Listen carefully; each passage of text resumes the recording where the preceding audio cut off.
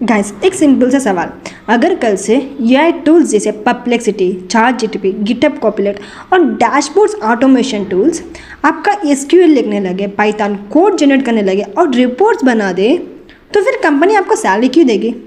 पास करके सोचो। तो रियलिटी ये है कि 2026 तक डेटा एनालिस्ट का रोल चेंज हो चुका होगा। बेसिक रिपोर्टिंग ऑटोमेटेड हो जाएगी, डैशबोर्ड टेम्पलेट्स रेडी मिलेंगे, कोड जनरेशन एआई करेगा। लेकिन एक चीज़ एआई कभी फुली रिप्लेस नहीं करेगा, human judgement plus business understanding. आज मैं आपको 5 ऐसे स्किल्स समझाऊंगी जो सिर्फ जॉब सिक्योर नहीं करेगा बल्कि आपको हाई वैल्यू एनालिस्ट बना देगा। तो सबसे पहला है problem framing and critical thinking. Problem framing का मतलब है प्रॉब्लम को सही तरीके से डिफाइन करना before solving it. Most beginners गलती क्या करते हैं कि उन्हें बोला जाता है सेल्स कम हो रही है तो वो तुरंत एक्सेल ओपन कर देते हैं। लेकिन इंटेलिजेंट एनालिस्ट क्या करता है कि वो रुकता है, सोचता है, सवाल पूछता है। फॉर एग्जाम्पल, एक ई कॉमर्स कंपनी के सीईओ ने बोला हमारी सेल्स लास्ट क्वार्टर में गिर गई। अब सिंपल एनालिस्ट मंथली ट्रेंड देखा देगा, लेकिन एडवांस एनालिस्ट पूछता है क्या ओवरऑल सेल्स गिरी या स्पेसिफिक कैटेगरी, न्यू कस्टमर्स कम हुए या रिपीटेड, क्या ऐड बजट कम हुआ था या फिर क्या कॉम्पिटिटर ने अग्रेसिव डिस्काउंट दिया या फिर क्या डिलीवरी डिले हुए। तो यही से रियल एनालिस्ट स्टार्ट होती है। यह ग्राफ बना सकता है, यह कैलकुलेशन कर सकता है, लेकिन यह को बिजनेस कॉन्टेक्स्ट तब तक नहीं पता जब तक आप डायरेक्शन नहीं दोगे। सो क्रिटिकल थिंकिंग का मतलब है डेटा को डाउट करना। अगर यह बोलता है रेवेन्यू 25% ग्रो हुआ तो आपको चेक करना चाहिए लास्ट मंथ कंपेयर है या लास्ट ईयर, इन्फ्लेशन एडजस्ट है या फिर एक ही क्लाइंट ने बल्क ऑर्डर दिया। तो इस स्किल से हमारी इंपॉर्टेंस क्या होती है कि अगर प्रॉब्लम गलत डिफाइन हुआ तो पूरा एनालिसिस गलत हो जाता है, और अगर गलत एनालिसिस का कॉस्ट क्रोर्स में होता है। तो इस स्किल से इंपॉर्टेंस क्या है कि अगर प्रॉब्लम गलत डिफाइन हुई तो पूरा एनालिसिस गलत, और गलत एनालिसिस का कॉस्ट क्रोर्स में होता है।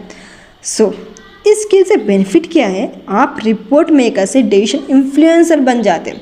फ्यूचर में कंपनीज उनको हायर करेगी जो सवाल पूछते हैं, सिर्फ नंबर्स नहीं दिखाते। अब चलते हैं next skill, AI collaboration and prompt intelligence.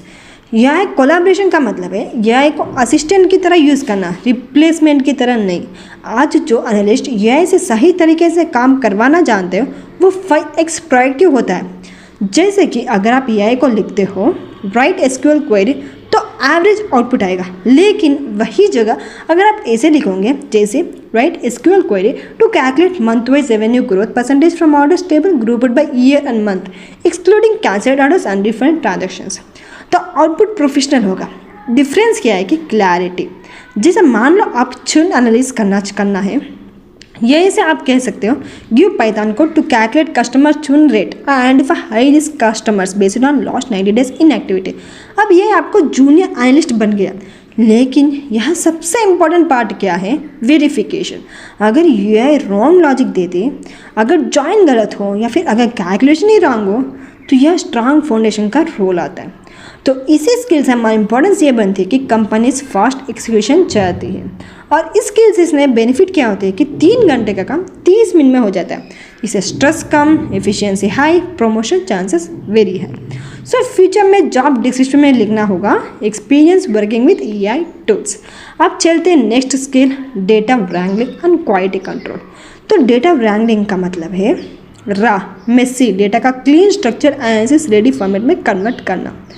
Real world data कभी क्लीन नहीं होता, आपको मिलेगा missing values, duplicate rows, wrong data formats, type errors, outlines, different naming conventions. जैसे कि कस्टमर एज कॉलम में वैल्यूज़ में 25, 32, -5, 200 नल। अब ये ऑटोमेटिकली आउटलाइन रिमूव कर सकता है, लेकिन क्या पता -5 डेटा एंट्री मिस्टेक हो या फिर 200 टेस्ट अकाउंट हो, नल इनकम्प्लीट फॉर्म हो। यहाँ हमें जजमेंट जरूरी है। एक फेमस लाइन याद रखो, गार्बेज इन सो गार्बेज आउट। अगर डेटा गलत तो डैशबोर्ड गलत, डैशबोर्ड गलत तो डिसीजन गलत। तो इस स्किल का इंपॉर्टेंस ये बताती है कि ट्रस्ट बिल्ड होता है, स्टेक होल्डर्स आप पर डिपेंड करते हैं।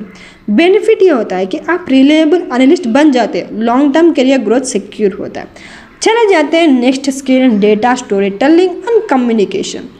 डेटा स्टोरी टेलिंग का मतलब है नंबर्स को बिजनेस लैंग्वेज में कन्वर्ट करना। जैसे बोलना प्रॉफिट 50% ग्रो हुआ, ये रिपोर्ट है, लेकिन बोलना जैसे प्रॉफिट 50% 15% ग्रो हुआ, मेनली फेस्टिव मार्केट कंपाइन की वजह से, स्पेशली टायर 2 सिटीज़ में डिमांड स्पाइक हुआ। अगर सेम कंपाइन रिपीट करनी है तो next quarter 8 to 10% additional growth possible है। तो ये इंसाइट है। जैसे मान लो चून रेट 12% से 18% हो गया, आप सिर्फ नंबर बता सकते हो या आप बता सकते हो चून इंक्रीज मेनली प्राइस इंक्रीज के बाद हुआ, स्पेशली बजट सेगमेंट कस्टमर में। सजेशन इससे क्या होता है कि डिड्यूस मिड टायर प्लान। तो अब आप सोल्यूशन दे रहे हो, तो इसी स्किल से हमारा इंपॉर्टेंस ये बताएं कि कंपनी में 80% लोग टेक्निकल नहीं होते, उन्हें इम्पैक्ट समझना होता है। और बेनिफिट ये होता है कि आप लीडरशिप ट्रैक में चले जाते हो, मीटिंग्स में इंपॉर्टेंस बढ़ जाता है, सैलरी ग्रोथ फास्ट होती है। Next and main skill strong technical foundation like SQL, Python, BI। So technical foundation का मतलब है डेटा एक्सट्रैक्शन, ट्रांसफॉर्मेशन और विजुअलाइजेशन के कोर टूल्स में मास्टरी। ये SQL क्या कहता है, डेटा रिट्रीव करने का बैकबोन होता है। वही पाइथन क्या कहता है, automation, advance analytics, machine learning. BI tools क्या कहता है कि विजुअलाइजेशन और डैशबोर्ड्स क्रिएट करता है, AI कोड जनरेट करता है। लेकिन अगर जॉइन रॉन्ग हो, क्वेरी स्लो हो, लॉजिक इनकरेक्ट हो, तो अगर आपको बेसिक्स ही नहीं पता तो आप ब्लाइंडली ट्रस्ट करोगे। स्ट्रांग फाउंडेशन का मतलब है AI को रिव्यू करना, ऑप्टिमाइज करना, इम्प्रूव करना। सो विथ फाउंडेशन हमें सीखने से लॉन्ग टर्म करियर स्टेबिलिटी होता है, और इससे बेनिफिट ये होता है कि high salary roles, freelancing, remote jobs, consulting office, ये सब हमें आराम से मिल जाता है। तो स्टूडेंट्स याद रखो, रिप्लेस होंगे copy paste coders, basic dashboard creators, सिर्फ रिपोर्ट जनरेटर्स। रिप्लेस नहीं होंगे प्रॉब्लम सॉल्वर्स, क्रिटिकल थिंकर्स, ये कोलैबोरेटर्स, स्ट्रांग फाउंडेशन वाले एनालिसिस। तो ये आपका कॉम्पिटिटर नहीं, ये आपका मल्टीप्लायर है। जो AI का यूज़ करेगा वो ग्रो होगा, जो AI से डरेगा वो रिप्लेस होगा। 2026 का एनालिस्ट टूल ऑपरेटर नहीं होगा, वो बिजनेस थिंकर होगा। और अगर आप इन 5 स्किल्स पर जेन्युइनली काम करते हो तो आप सिर्फ जॉब रेडी नहीं, इंडस्ट्री रेडी होंगे। सो गाइस याद रखो, फ्यूचर उन लोगों का है जो सिर्फ टूल्स नहीं, सोचने का तरीका सीखते हैं। यह आएगा और पावरफुल होगा, लेकिन यह तब तक पावरफुल है जब तक उसके पीछे एक इंटेलिजेंट माइंड हो।